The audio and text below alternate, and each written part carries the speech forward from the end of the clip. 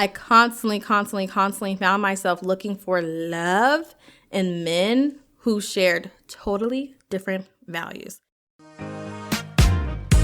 Hey loves!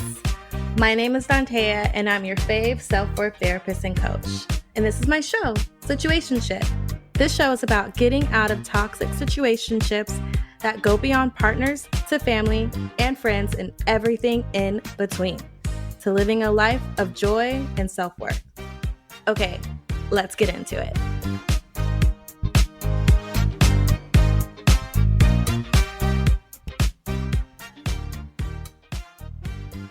All right, loves. Welcome back. So, I hope you all are enjoying your day. Hope you're having a gentle day. Hoping wherever this podcast finds you, that you are having a gentle day. And if you're not having a gentle day, let's just take this moment together just to do a deep inhale and exhale and center ourselves. I feel like that's what I need right now. So I'm invite you to do it with me too. So we're going to breathe in and hold for 3 and then breathe out for 3. No magic formula with that. This is what we're going to do. All right, let's do it. So breathe in. Breathe out. One more time. Breathe in. Breathe out. All right. Okay, here we go. So today, I'm going to tell a story to give you all some insight into how I truly feel that I've been in situationship after situationship after toxic relationship, right? And I want to talk about, now that I feel like I'm on the other side of that, definitely in a space where I can smell the situationship coming. I feel like I'm definitely in a space now where I can see the red flags. I can definitely get in one if I wanted to, and having more control over myself. If I entered one, I would know what I'm here to do, what I'm here to get, right? And it wouldn't be what I've done in the past. What a lot of us have done is we get in situationships, we get in relationships with people who aren't matching our needs and wants and our values and our desires and our goals. And I don't mean your whole life. I just mean maybe you want to have a baby and this person doesn't want to have a baby, or maybe you want to get married, they don't want to get married, right? And so it leaves us in this very complicated place that we now call situationships, right? And so I'm not doing that anymore with my life. However, I want to talk about these 4 main things that I learned about myself during my times from 18 years old. And I'm sure I was in situationships before 18. However, that's just the place where I can very clearly identify where things got really wonky. So I want to talk about that. I mentioned 4 things that I realized about myself that I got out of being in situationships for all those years, right? And how I was realizing how this whole thing that we're doing here, this toxicness, is whatever, it just doesn't work for me anymore. Let me tell you that story. So there I was 18 years old, so ready to live an unchained life, right? From my mom, from everybody, right? Ready to live an unchained life now that I'll be living on my own in my Spelman College dorm room. Right, I was ready for life. Now, I did have a boyfriend who I basically begged to break up with me a week before college because everyone around me, family, friends, strangers, people I know, right, were all saying, don't bring a boyfriend with you to college. Just don't do it. But I was in love, quotation marks. I was in love, couldn't break up. But then I really started thinking about it because I went to the Morehouse camp. How coincidental. I'm wearing a Morehouse shirt right now. I'm wearing a Morehouse t-shirt today. While I was still in high school, my senior year towards the end, my friend and I actually went to Morehouse's campus and I saw what they were working with. And so I was like, you know what? I do need to be single. These men are attractive. And if you listen to any of my other podcasts, you know how attractive these Morehouse men are, how I talked about that in my past episodes. I knew there'd be plenty of options for boyfriends, is all I'm trying to say. I knew there'd be options for boyfriends, and Dante needed to be single, right? And I wanted all paths to be clear. So I had to be single as soon as possible. That was officially the goal. So I begged him, like, let's break up. I gave all kind of reasons. I was like, do you think we should do this? And he was like, no, we're going to be together. We're going to stay together. It's fine. They don't know what they're talking about. It's you and me, blah, blah, blah. Right? Woof. Woof. Toxic relationship. So about a month into... I knew October was a time where he sent some girls to fight me. This is how toxic it got. So 3 months into college, we have been broken up. I think we actually really broke up probably 3 or 4 weeks into college, if that. And then for the next few weeks, it was just very back and forth, very toxic, very manipulations, very like a lot of gift giving when he did some crazy shit. And then when he took the girls on to beat me up, and then him and his friend were driving around the street, up and down the street looking for me. That's when, you know what? And it wasn't even over. Ooh, I should really take the time to make an episode talking to you about my ex, that college ex, because you would think I would stop talking to him then, right? When he sent the girls, 5 girls beat me up, and that was in October. But then I went on a trip with him for spring break. 3 months later. You know what I mean? Like, so we'll talk about that. Send me a message if you want to make sure I don't forget, because you know I will. And be like, hey, don't forget to talk about the college crazy ex story or toxic ex story when you went to spring break with him. I'll remember. Okay, so long story short, we broke up, right? Okay, done. So throughout my 4 years of college, I had my fair share. I probably had too much. Probably stole from some people, you know. Had my fair share of what are we's? Are we a couple? Why haven't you called me back? Are you with her now? You know, what are we doing? Like all those things. I had all those things. I constantly found myself looking for love in men who shared totally different values. I wanted commitment, monogamy, and marriage soon after college.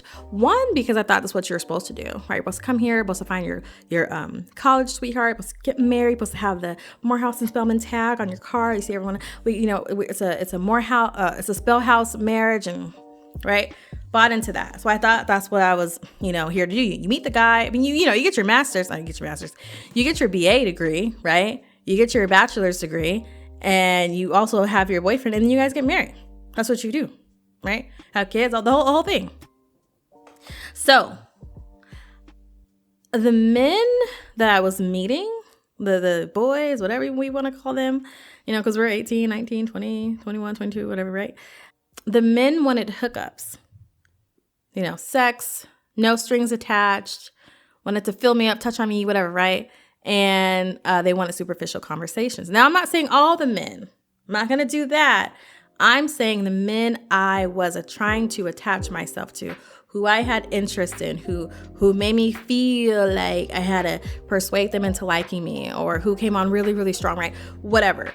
Those men, that's who I'm talking about. And so, as you can tell by now, because check me out, listen to my life, I didn't end up married. I'm not married. Right? It didn't work. My plan in college didn't work. After college, it didn't work, right? We'll see what happens in my life now in my current relationship. However, I did end up with 2 boyfriends while in college. So, hey, look at me. Check me out. I did something.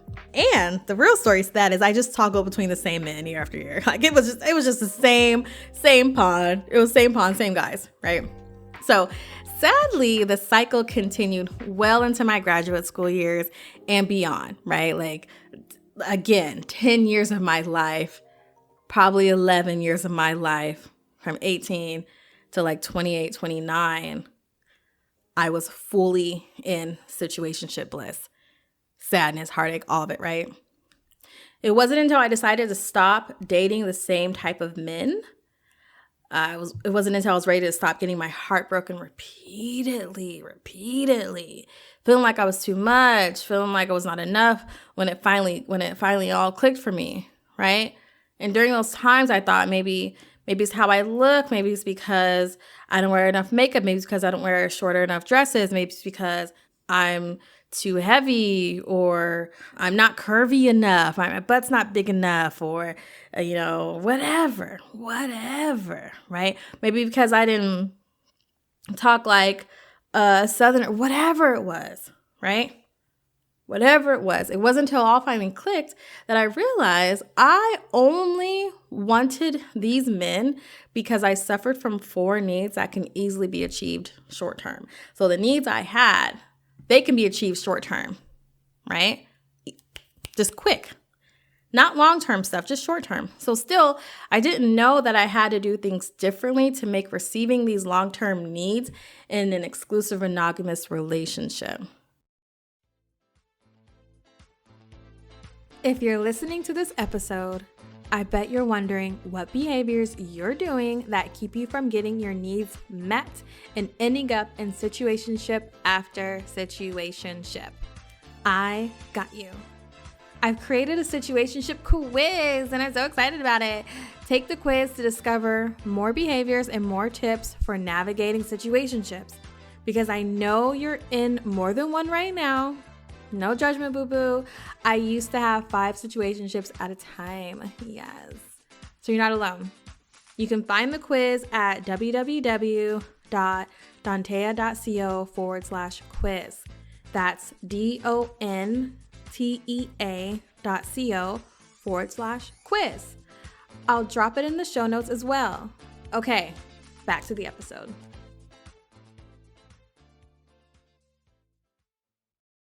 Now that I've been able to figure that stuff out, I'm going to share with you, because that's what I like to do here. So number 1, I was a comfort seeker. As a comfort seeker, I used to rely heavily on the comfort of others overlooking checking in with myself first and tending to my needs first. I constantly found myself being let down because it seemed like no one understood me or truly made me feel better. Because I was just wanting that quick comfort. I'm lonely. I don't want to go out to eat by myself. I can't show up there by myself. I wish someone to call me. I want to have sex. Whatever, like that comfort. I was basing that off the comfort of someone else and not really checking in with, like, what do I really need? What do you really need, Dante? Even after the sex is done, what do you really need out of this interaction, out of this relationship, right? Whatever. So the second thing was I was always available. Always available. So being the always available person was a cycle I stayed in for so long that I didn't see the problem until later in life, right? The problem was I always said yes, even when I wanted to say no. I believed the more available I was to everyone else, the more they would see me as the one to choose, right? The more available I was, the more things that were on my calendar, the more things I wasn't committed to for my own personal wants and desires and needs, allowed me to be open to the men who would hit me up last minute. So I was always available. No matter what day it was, what time it was, like, hey, you want to get coffee? Or, hey, you want to go get drinks? Or, hey, you want to come over? Or, hey, can I come over? Always available. And if I was doing something, I canceled that bitch real quick and we hung out. We got together, whatever. Talked on the phone for 2 hours, whatever, right? The third one is I often felt like I was a hostage to a situationship. So as a hostage, I remember when I constantly found myself in hostage behavior, I felt like I was carrying around so much anxiety and frustration toward my partner, right? Just like angry and just cranky and irritated, right? I knew the relationship needed to end, but I also felt like maybe they just needed more time to change, right? Like maybe in a week, tomorrow, next month, whatever, they'll change. So that was a tactic I used to avoid doing what I needed to do, which most times was leave the relationship, right? And the final thing was I was a faux girlfriend. I was a faux good girlfriend. Like I was the best, and I mean by faux, like I was the best pretend girlfriend there was, right? Didn't really have the title, but damn it, listen, I could have won an award for how great I was at being the good full girlfriend.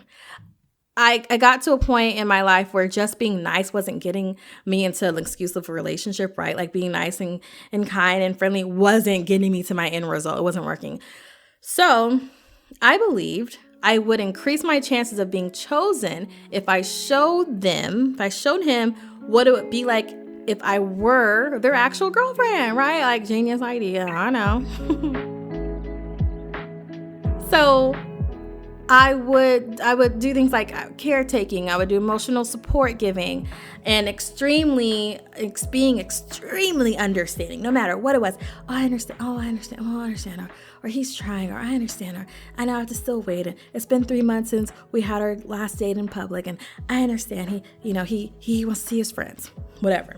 I was so focused on being chosen that I ignored the red flags. Period. So later, I realized if I keep focusing on making others comfortable, I will never be seen and get my needs met, right? So through all of this, it just became really clear, like, dang, I'm so focused on keeping them comfortable that nothing's happening for me. It's the same thing, in and out, different guy, same experience, all that, right? So I had to believe that there were people out there that could actually meet my needs. I just was tired of living in a space where it was like, every person's like this. No one's gonna meet my needs. I know that's not possible. I know that's not true. I don't like to really sit in that black and white thinking. So I had to really challenge myself. Like, there are people out there like that, right? And I had to start small in many ways. I'll talk about that later. However, that's what happened, right? I knew that there'd be people out there who wouldn't tell me I was too much or too sensitive, right? And so eventually, I was surrounded by people who wanted what was best for me and loved me unconditionally. Those people were my friends, my coworkers, some of my family members, strangers, right? Some people that I dated, right? I focus on connecting with those types of individuals. So it's possible. It's possible. So remember, ladies, having your needs is not the problem. Having needs with a partner who refuses to meet them, that is a problem. So this is the time to truly get your needs met, and I can teach you how. Hit me up. Let's connect. Let's work together. Come to my beach retreat in October of 2023, right? We can do this work. You got this. Send any questions you have. I believe in you. Until next time. Bye. Thank you for listening to the show, loves. This show was produced by Mackenzie Mazzell and me, Dantea. If you got a question you'd like me to answer, which I know you do, please send it to dantea@soireesandtherapy.com. That's SOIREES for soirees. When you do that, the answer might just become an episode, and I would love to keep talking about your question. Want to work with me? The link is in the show notes. I'll see you there, and I'll see you in the next episode. Okay.